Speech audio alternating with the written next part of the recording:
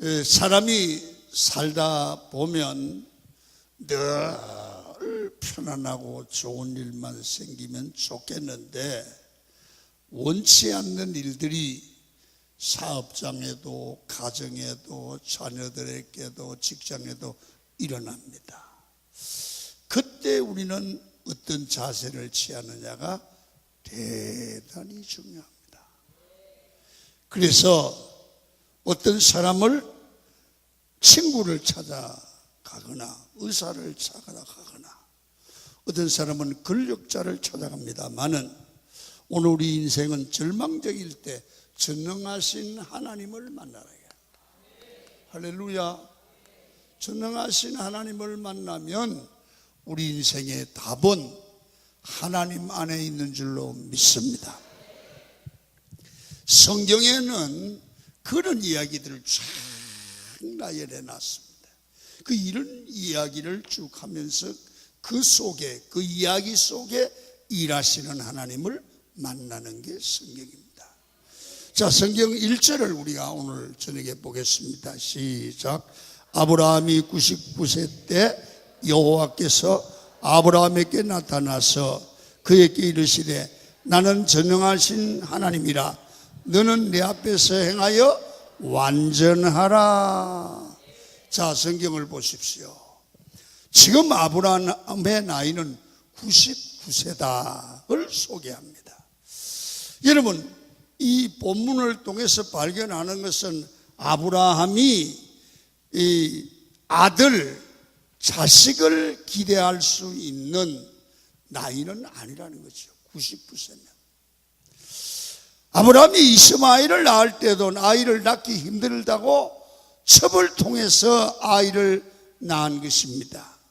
그러면 이 하갈 통해서 아브라함이 이스마엘을 낳을 때 나이가 몇 살이었느냐? 창세기 16장 10절 6절 보면 답이 나옵니다. 시작. 하갈이 아브라함에게 이스마엘을 낳았을 때에 아브라함이 86세였다. 이런 86세에 이스마엘 낳은 거예요. 여러분, 자기 본처를 통해서 자식을 주신다고 그랬는데 안 주시는 거야. 그래서 이 첩을 통해서 이 이스마엘을 낳지요.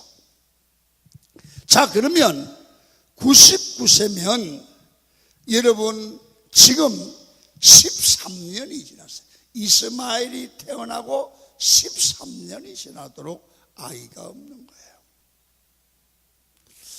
여러분, 100세에 이삭을 낳았으니까 이삭과 이스마엘의 나이 차이는 적어도 14살 차이 정도가 됩니다. 아이를 낳기 전까지 무려 13년 이상의 시간이 흘러가 버린 겁니다. 그러면 여러분, 하갈을 통해서, 첩을 통해서 이 아브라함은 아들을 낳는 것도 불가능하고 절망적이었는데 14년이 지났으니 어떤 상태입니까? 더 절망적이죠. 여러분, 이 완전히 포기해야 되는 절망적인 상황이에요. 아브라함은. 왜? 이스마엘을 낳은 지 13년이 지났습니다. 여러분, 그때의 포기 상태, 절망적인 상태에 있을 때 여러분, 전능 하나님이 나타나신 거예요. 하나님이 나타났어요. 하나님이 나타나니까 절망적이고 포기할 상태에 있는 아브라함이 문제가 풀려나가기를 시작하더라는 거죠. 여러분, 오늘 이 성경을 우리에게 기록한 목적이 뭘까요? 아브라함의 얘기만 들어서 무슨 소용이 있어요? 아브라함을 통해서 아브라함을 만나 주시고 아브라함에게 응답해 주시고 아브라함의 가정의 문제를 해결해 주시고 아브라함의 절망적인 문제를 해결해 주신 하나님은 시간적 개념으로 알파와 오메가가 되시기에 그때 계신 하나님이 지금도 계시기에 아브라함의 하나님이 내 하나님이 되기에 아브라함의 문제를 해결하신 하나님이 내 문제를 해결할 줄 믿는다 그 말이에요. 이게 신앙이란 말이에요. 이걸 알아야 된다 그 말이에요. 오늘 그래서 오늘 우리 삶이 아브라함의 문제가 아니라 내가 절망적일 때 아브라함은 하나님을 만났다. 어떤 하나님을? 전능하신 하나님을 만났다. 전능하신 하나님. 자, 오늘 여러분들과 제가 미리 말씀을 드리려고 하면 우리가 삶을 살아가면서 온전하지 못하기 때문에 우리 삶에 내가 부족한 그 부분을 사람이 누구도 해결할 수 없지만 전능하신 하나님이 오시면 해결이 가능한 줄 믿으시면 아멘 하십시오. 여러분 창세기 1장부터 16장까지를 보시면 하나님에 대한 칭호가 두 개 나옵니다. 첫째 하나님은 어떠냐? 엘로힘입니다. 엘로힘으로 표현된 하나님이 있고요. 그 다음에는 두 번째는 여호와 하나님. 야훼, 순복음에서는 야훼라고 그러고 다른 데 야훼라고 그러는데 우리 여호와라고 더 익숙해요. 여호와 하나님으로 표현되기도 합니다.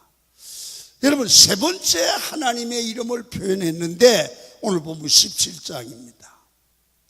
여러분 하나님은 이 17장의 하나님을 엘사다이 그런 하나님인데 이 말은 성경은 나는 전능한 하나님이다.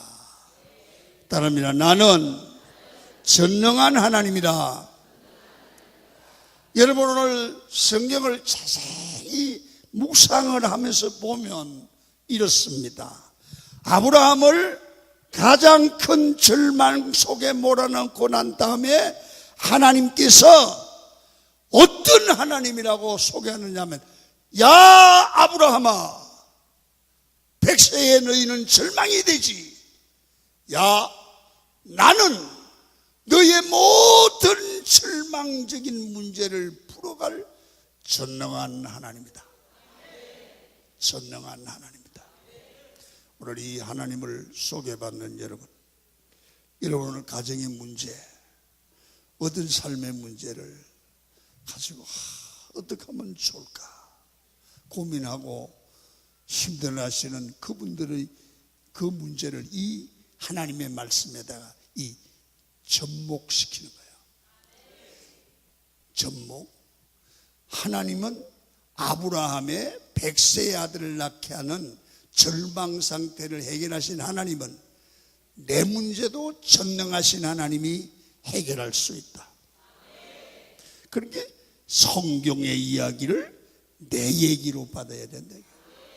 따라합니다. 전능하신 하나님은 내 하나님이시다.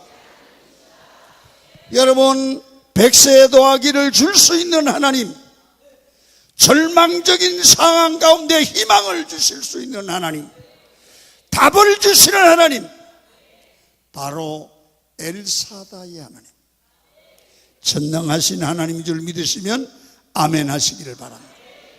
성도 여러분, 우리들이 오늘 저녁에 기도하면서 하나님의 말씀을 받으시면서 전능하신 하나님을 만나기를 축원합니다. 그 하나님의 임재를 경험하시기를 바랍니다. 그 하나님이 마음을 뜨겁게 하시기를 축원합니다. 아브라함이 절망 가운데 있다 할지라도 이 전능하신 하나님을 만나면 그는 해결되고 절망에서 다시 일어설 줄로 믿습니다. 그렇다면 우리도 어려운 일을 만나도 해결될 수 있고 다시 일어날 수 있습니다. 오늘 여러분 인생을 살아가면서 이 일은 끝났다고 생각하시는 그런 이 사건이나 일을 가진 분이 계십니까? 여러분 문제를 보고 답답해하고 울지 마시고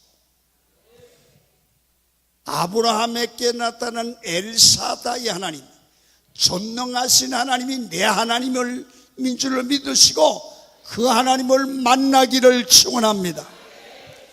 전능하신 하나님을 만나면 여러분 다시 시작할 수 있습니다. 다시 일어설 수 있습니다. 문제가 해결될 수 있는 줄로 믿습니다. 하나님께서 86세 때 개입하셔서 이스마엘을 낳을 때도 그때 이삭 줄 수 있잖아요. 그런데 왜 13년을 더 기다렸을까요?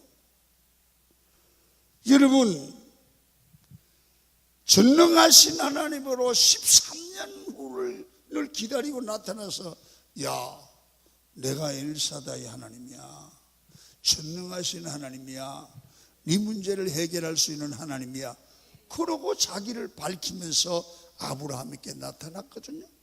오늘 일절이 그거란 말이야.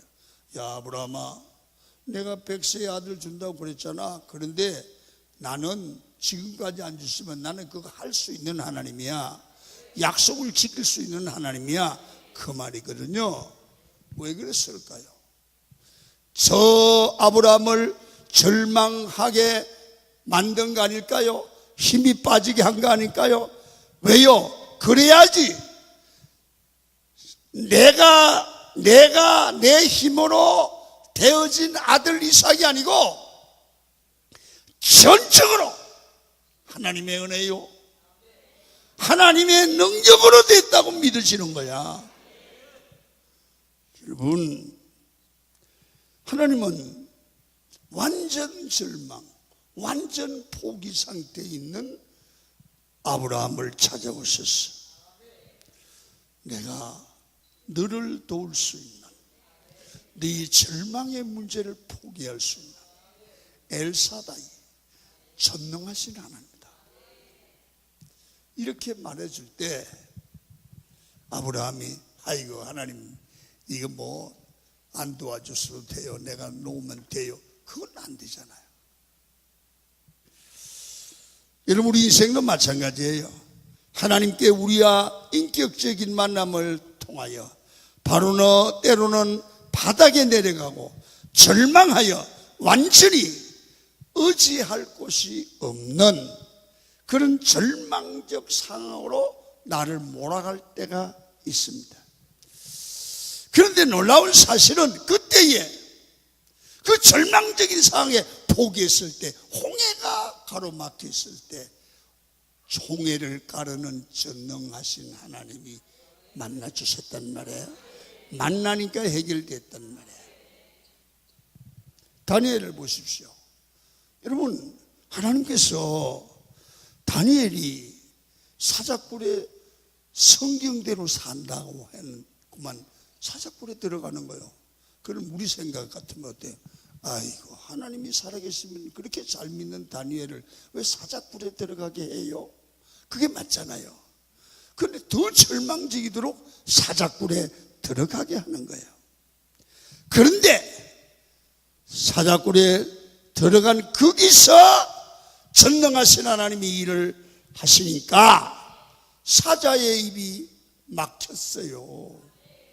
거기서 살아나니까 안 들어가는 것보다 들어가는 게 더 좋았다고 말해요. 하나님이 전부 됐다고 말해요. 그렇지 않습니까?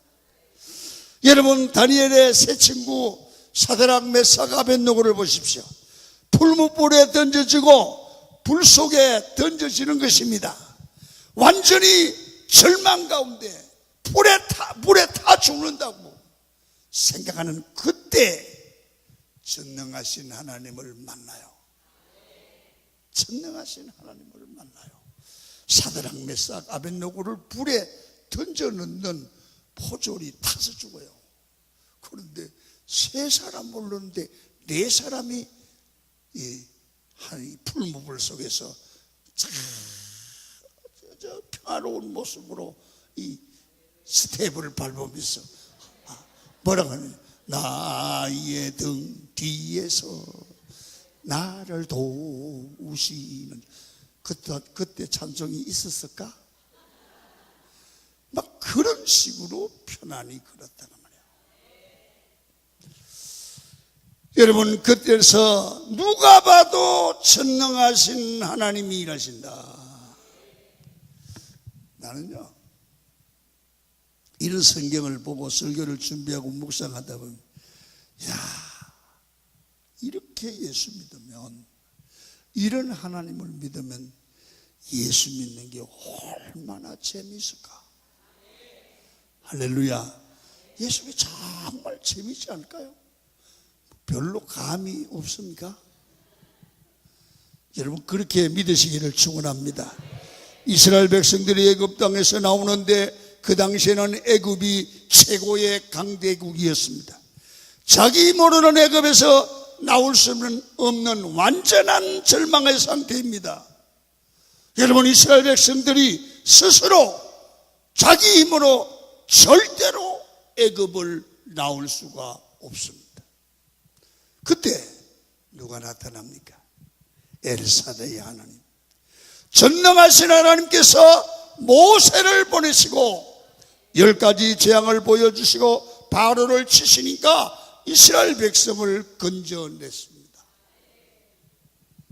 여러분, 가장 절망적인 상태에서 가장 강한 능력으로 나타나신 하나님, 엘사다의 하나님, 그 전능자가 여러분들과 저에게 함께 하시기를 축원합니다. 오늘 응답하시기를 축원합니다. 여러분, 이스라엘이 바벨론 포로로 잡혀가게 되었습니다. 바벨론이 그 당시에는 세계에서 가장 강력한 강대국이었습니다. 스스로 힘으로는 돌아올 길이 없었습니다. 여러분, 그런데 하나님께서 고레스 왕의 마음을 변화시켜서 포로였던 이스라엘 백성들을 돌려보내주는 겁니다. 누가 그렇게 만들었어요? 하나님이, 전능하신 하나님이 그렇게 고레스의 마음을 움직이는 거예요. 왜? 주의 백성을 위해서. 전능하신 하나님이, 엘사다의 하나님이 하식을려고 맘만 먹으면 고레스 왕의 마음을 움직여서 포로민을 자유케 할 수 있다. 여러분, 가장 절망적인 상황일 때 하나님께서 은혜를 통해서 고국으로 돌아가게 하시고 이스라엘 백성을 건져주셨다는 얘기죠. 이 저녁에 하나님께서 여러분들 중에 그런 아픔과 그런 문제와 그런 일들을 가지고 어떻게 하면 좋을까? 그런 분들을 하나님이 여기에 보내주셨다고 믿어요. 그런 분들이 있을 거예요. 오늘 그런 분들은 목사님의 설교가, 오늘 저녁의 설교가 내 삶의 응답이다, 내 설교다, 그렇게 들려지기를 축원합니다. 또 어떤 분은 안 나오려고 생각했는데 오랜만에 나왔는데 그 말씀이 내 말씀이요, 바둑 두는 사람은 아다리를 친 거예요.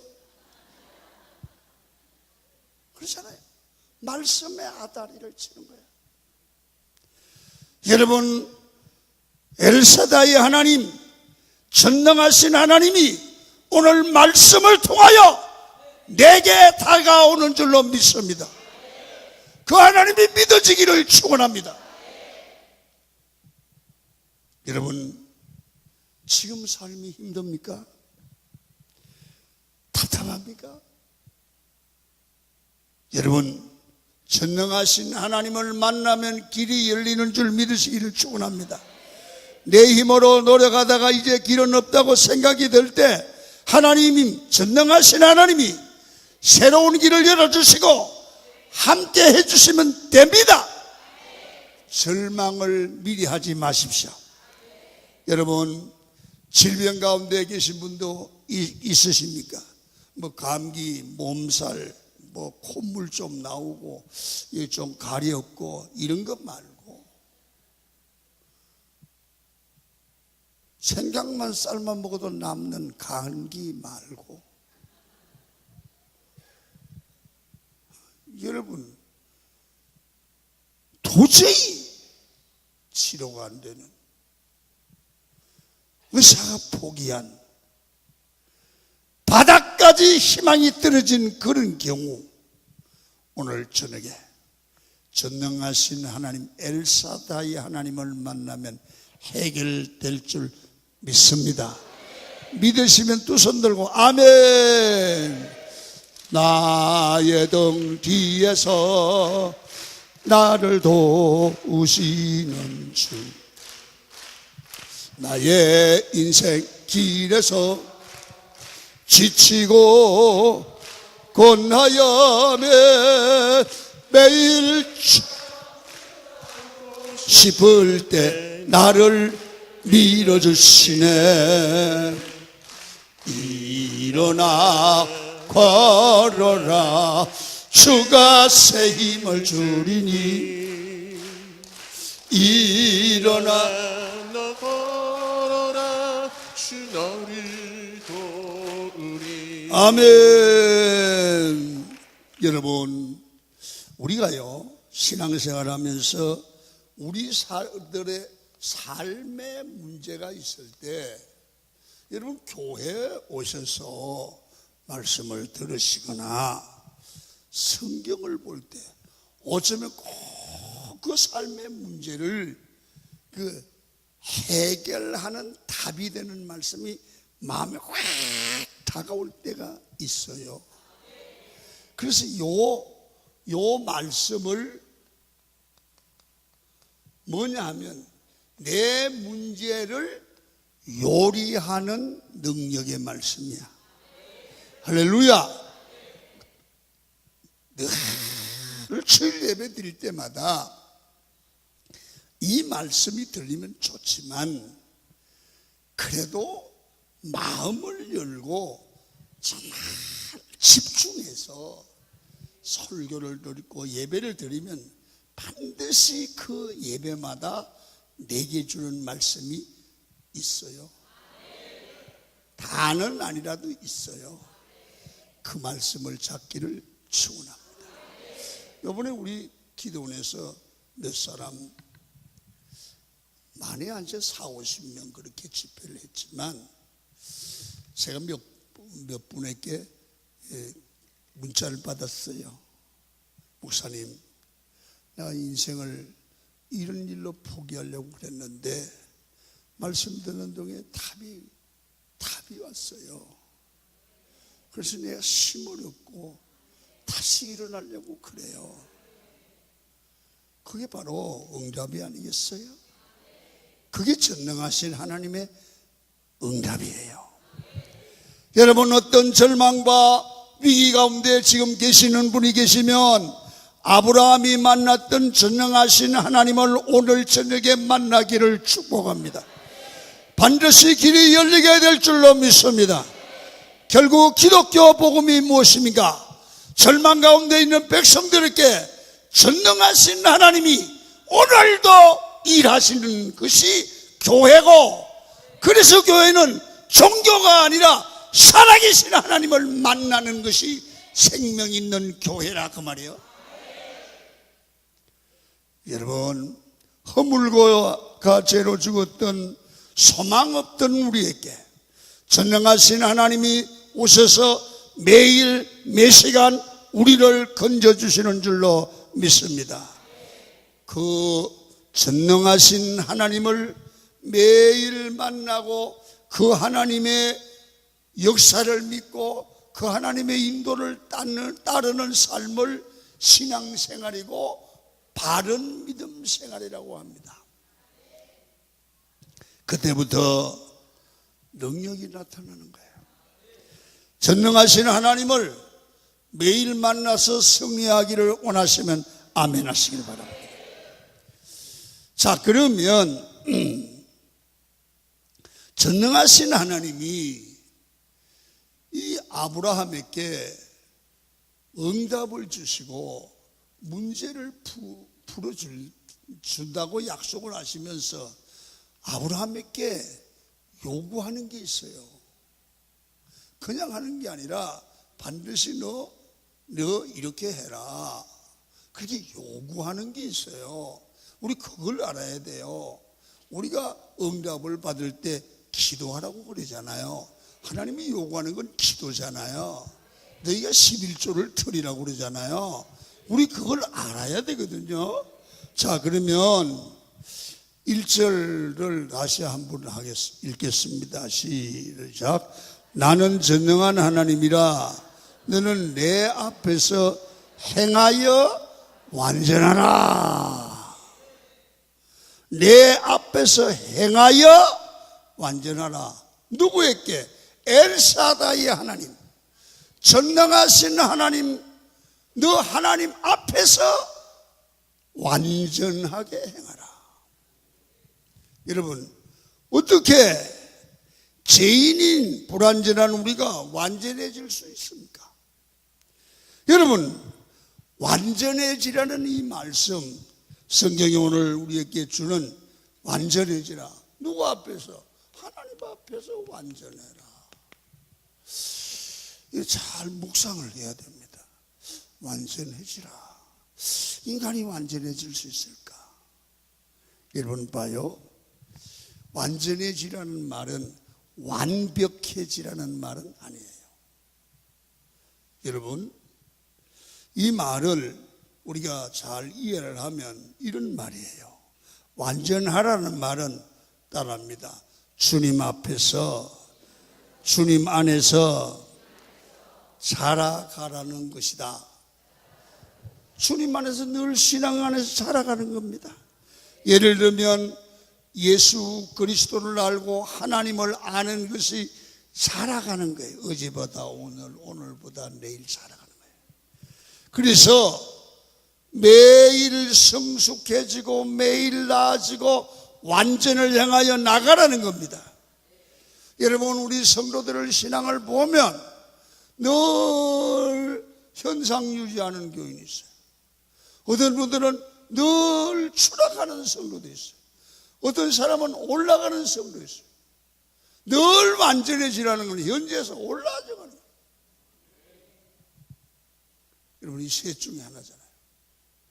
늘 현상 유지하고 늘 올라가야 돼요. 내리막 만나면 안 돼요.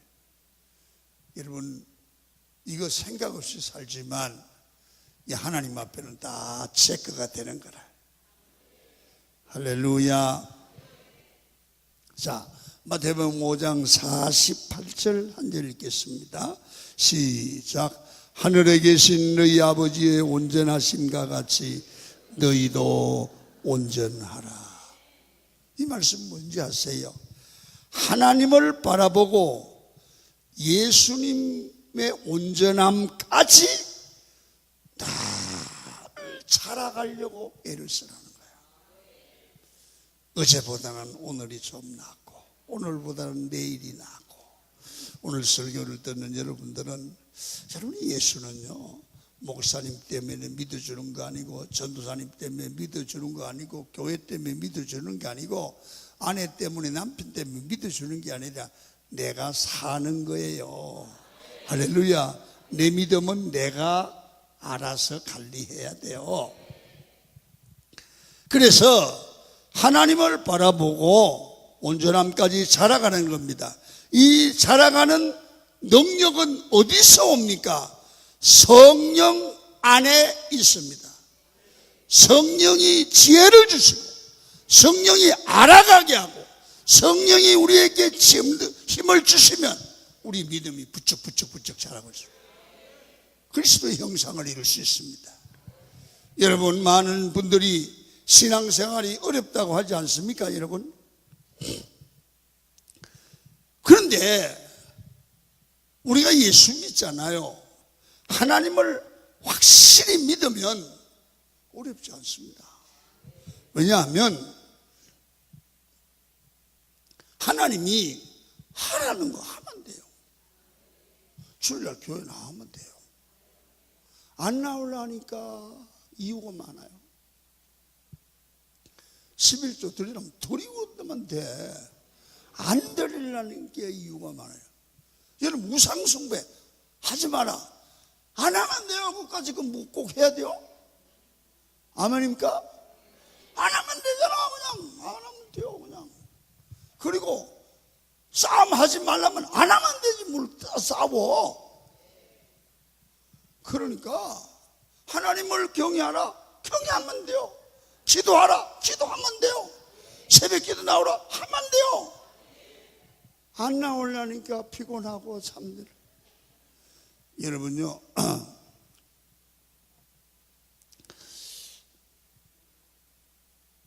올해 엄청 가물었잖아, 그죠?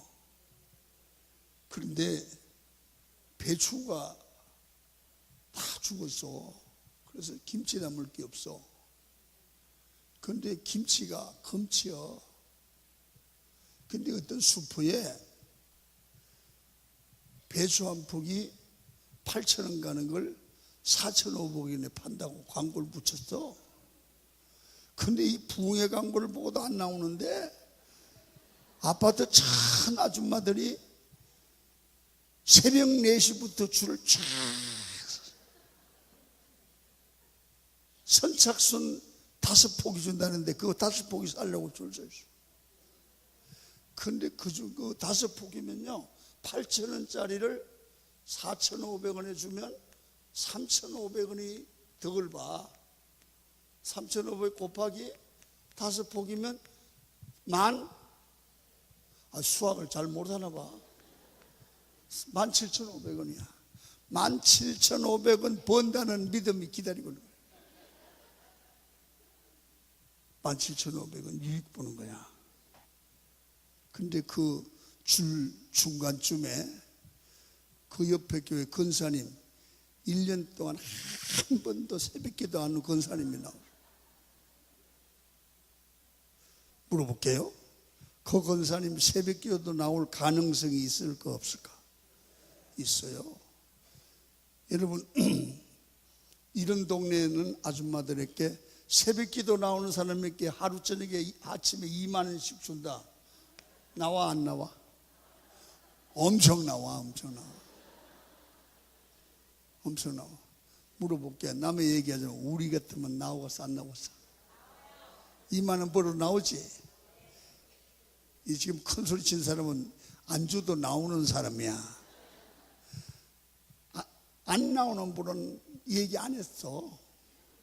그런데 왜냐하면 우리가 왜 새벽기도 안 나오느냐 하면요, 새벽기도 나오는 거는 하나님이 하라고 그랬는데 잠자는 것마다만큼도 내게 유익이 없다고 믿어요. 믿음도 좋아.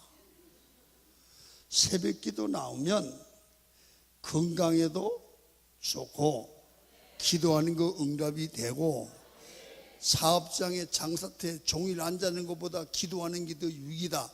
믿는 사람은 나온다니까. 계산을 할 줄 알아. 똑똑해요. 미련해서 안 나오는 게 아니에요. 계산은 잘해요. 배추 1,500, 3,500 받아도 나오는데 뭐 권사님이? 왜 그러냐? 믿음이 없는 거야. 할렐루야. 할 수 있어요.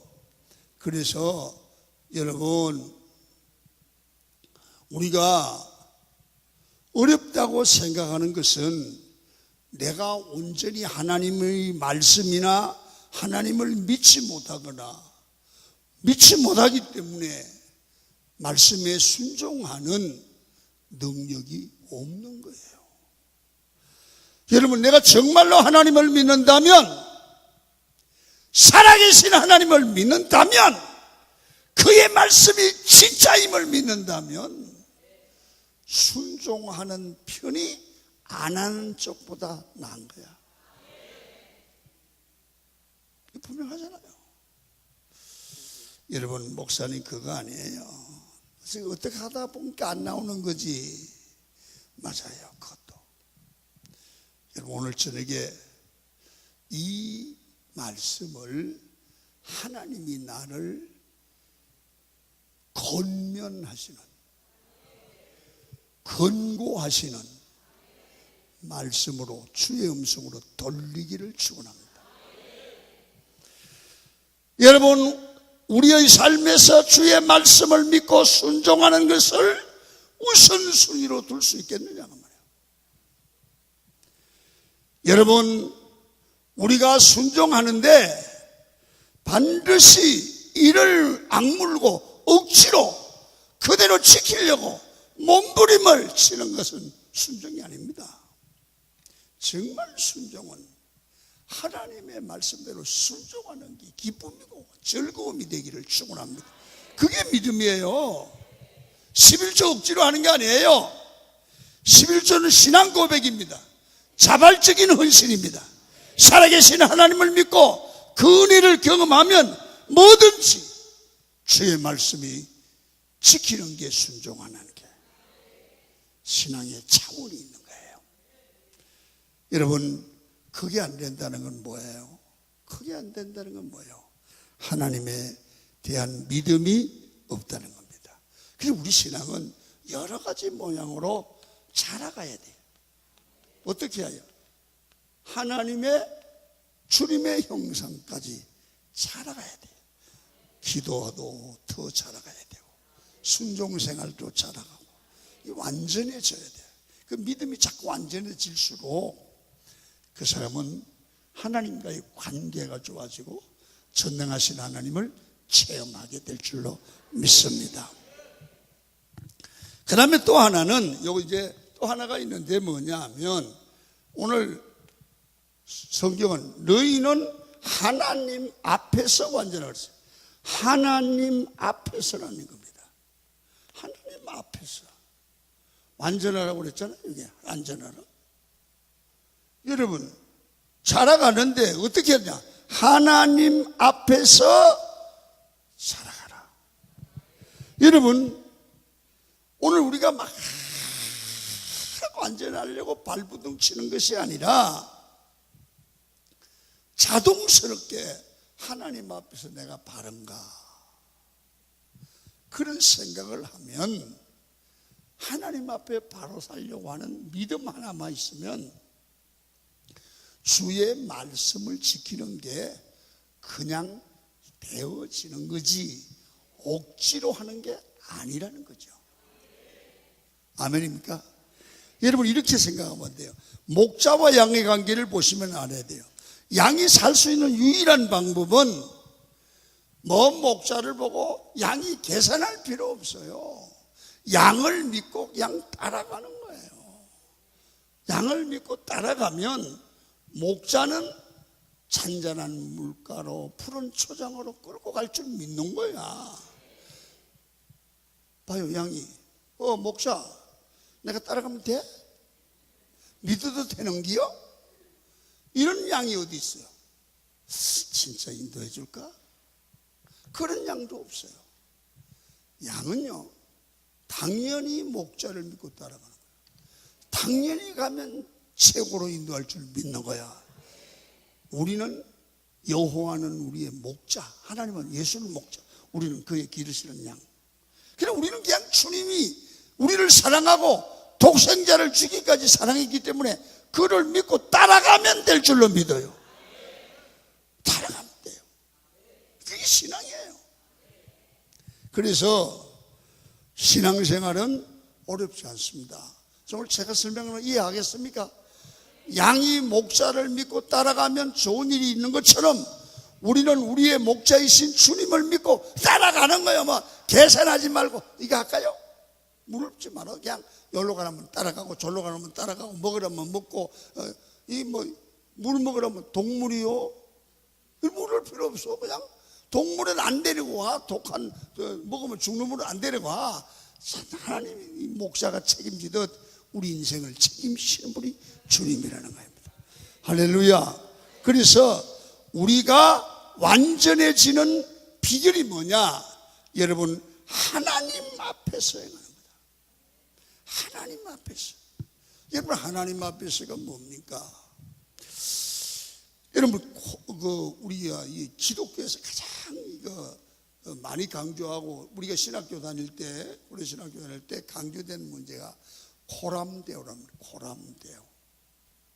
코람데오는 하나님 앞에서 진전의식, 하나님 앞에 사는 삶, in the face of God. 하나님 앞에, 하나님 면전에서 나. 다시 말하면 다윗은 이런 표현이에요. 감찰하시는 주님, 불꽃 같은 눈동자로 폐불을 찔러 쪼개시는 하나님 앞에서 나는 범죄하지 말 수가 없다는 거예요. 여러분, 참 이 한마디 고람되고 하나님 앞에서, 내 앞에서 여러분 자기를 신앙생활을 하고 자기를 돌아보고 하나님 앞에 자기를 세워가는 사람은 완전한 신앙이 될 수 있는 거예요. 할렐루야. 성경에 보시면 누가 이 고람되어의 삶을 끝까지 잘 살았습니까? 요셉입니다. 요셉. 이 보디바라의 아내에게 유혹을 당했을 때 뭐라고 합니까? 내가 어찌하여 하나님 앞에서 득죄하리요. 이 고람되어, 하나님이 보시는 앞에서 득죄하리요. 하나님 앞에서 온전히 서 있고 하나님 앞에서 내가 행한다고 생각하면 절대로 실패하지 않는다는 거예요. 믿으시기를 축원합니다. 그래서 예수 믿는 성도에게서 가장 중요한 삶이 뭐냐? 여러분, 고람되오. 따라합니다. 고람되오. 하나님 앞에서 사는 거예요. 지금 하나님께서는 아브라함에게 뭘 가르쳐 주고 있습니까? 너는 어딜 가든지 뭘 하든지 내가 감찰하는 내 앞에서 살아야 되는 거야. 내가 너를 감시하고 감찰하는 것을 믿고 그 믿음을 가지고 말하고 행동하면 절대로 너무는 실패하지 않는다. 그 말이에요. 오늘 이 말씀이 여러분들과 저에게 그대로 들려지기를 바라고 적용되기를 축원합니다. 여러분, 우리 성도에게 적용해 보십시다. 이 말은 누가 보든지 말든지 말씀대로 살아야 된다는 거예요. 여러분, 내가 사역자라면, 내가 셀 리더라고 하면, 장로님, 권사님, 집사님이라면 사람이 볼 때는 열심히 하고 사람들이 안 보면 열심히 안 하는 그런 게 신앙이 아니라 그 말이에요. 여러분, 완전하기 위해서는 어떻게 해야 됩니까? 누가 보든 안 보든 하나님이 보시는 앞에서 바르게 하는 게 진짜 믿음이다. 사람 안 봐도 한단 말이야. 누가 인정 안 해도 아무 하다. 누가 고람되의 인생을 살지 못했습니까? 바리새인들입니다. 항상 바리새인들은 사람의 눈을 의식했습니다. 하나님 앞에서가 아니라 사람들 앞에서의 삶을 우선시했습니다. 늘 사람들 앞에서 사람을 의식하며 살다가 쓰러지고 넘어지는 것입니다. 여러분, 신앙의 본질이 무엇입니까? 하나님 앞에 있으면 넘어지지 않는다는 겁니다. 여러분, 제가 이 옥상에 살잖아요. 그런데 옥상 현관에 여러분 나오는데 몸도 피곤하고 그 마음이 답답해서 그냥 현관에 보니까 아무도 없더라고요. 그래서 막 방정맞게 막 이러면서 찬양을 한번 했습니다. 왜 아무도 안 본다고 생각을 했어요. 하다가 보니까 카메라가 들어가더라고요. 아, 이게 경비실과 연결되어 있는 거야. 아, 자불자, 큰일 났구나. 그래서 얼른 목을 추스리고 목사로 돌아와서, 여러분, 누군가가 경비실에서 내려와서 봐서 또 확인해요. 괜찮아 봤더니 마침 경비실에 사람이 없어.